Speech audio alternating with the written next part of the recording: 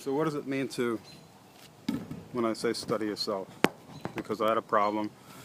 I wanted to improve myself in some way. So I told you I decided to study, really study myself for the first time. And that it's not an original idea. People have been doing it. Making almost making religions out of that. Okay, so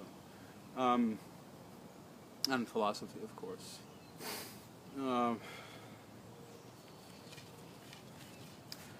right, so we'll can use archery as an analogy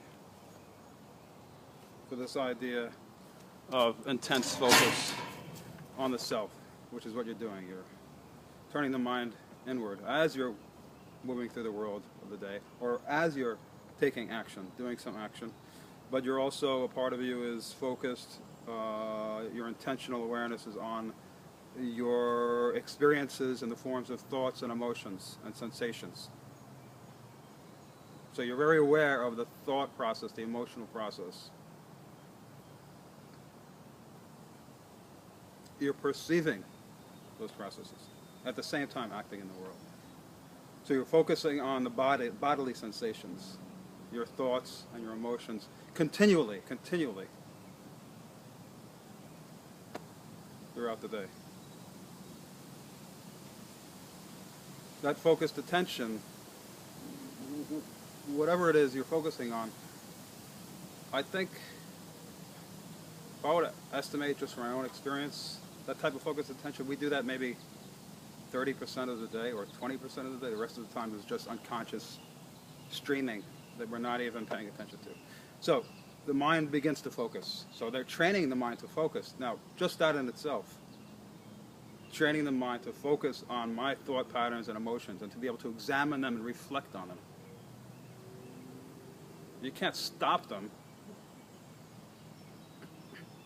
You can't just, you watch them and reflect on them at the same time. But you can become aware of what's taking place, a negative thought perhaps, or uncomfortable emotion, and you immediately reflect upon it. That's the study of consciousness. It's called phenomenology.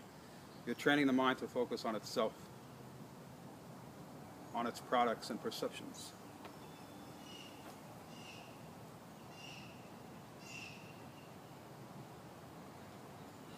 In order to do that, there's other variables that come into play that become powerful factors. So, to use an archer as an example, I'm preparing for this shot. I have to be completely focused. I have to make sure the alignment, I don't have a tab here, I have to make sure the alignment is correct. Make sure my hand is at the right spot and my body is psychologically, my body is prepared and my mind is prepared for this shot. And I'm completely attuned to every sensation of my body when I'm making this shot, to try to align myself in such a way that I achieve the desired effect.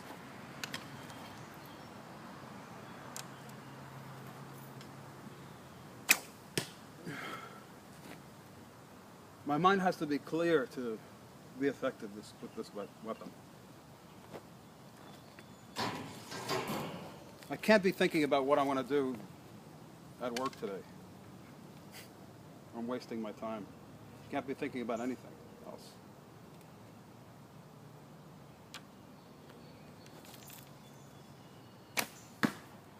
It's just a direct commitment to this action. And focus on this. But still be aware of everything that's going on around me. So, if we use that as an analogy, we take that same exact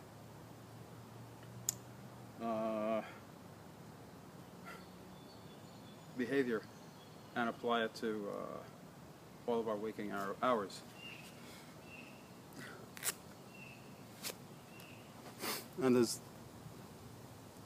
the benefits of that are, we can discuss the experiential And the hermeneutic or textual or historical meaning of that. What does that mean to be able to do that?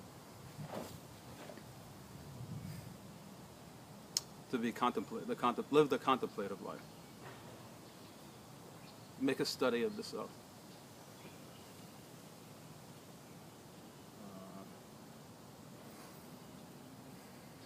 The goal being of higher levels of consciousness and awareness. Greater knowing. Greater insight. I don't need any of that. Greater knowledge and insight.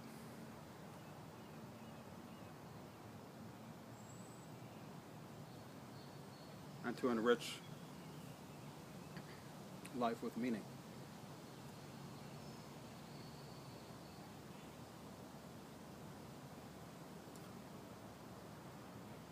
We could talk about what I mean by knowledge later as the thoughts develop.